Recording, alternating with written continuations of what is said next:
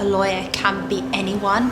I think it takes away from the industry standard that there's a one-size-fits-all to being a lawyer. I think the underlying attribute that makes a lawyer is someone who has sheer determination to want to be somewhere, to want to be a qualified professional and practice something they enjoy.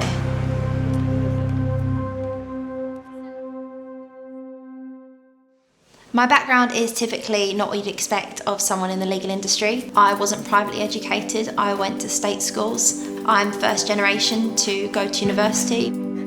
I'm also a person with a disability, which people with disabilities aren't that well represented in professional careers at the moment.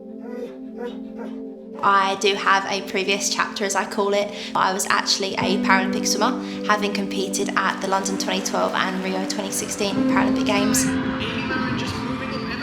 I think all of my attributes, coupled with the fact that I'm taking that alternative route into law, does set me apart from the mould. I love apprenticeships. I think apprenticeships are valuable because they add a different dynamic to the workforce.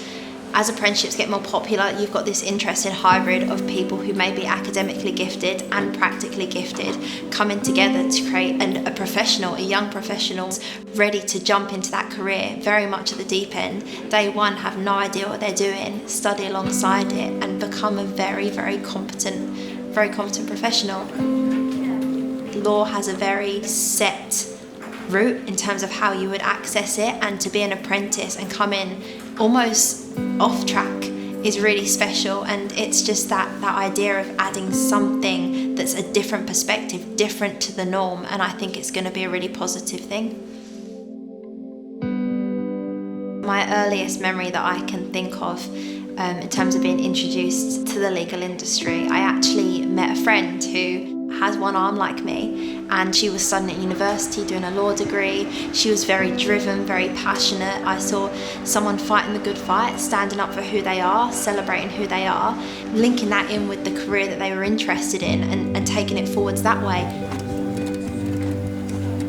A career in law really encourages me to use my voice and say, well, I don't think this is right for this reason, be it for me or be it for the greater good. I think it's that I'm a very big advocate of limb differences and embracing who you are because of your difference. It goes beyond that, and I know that 10-year-old Amy would have loved to have sat in a room with a lawyer that looked like her, and I hope that someone can watch this and think 9 out of 10 times, if you look deep enough, there will be someone that you can relate to.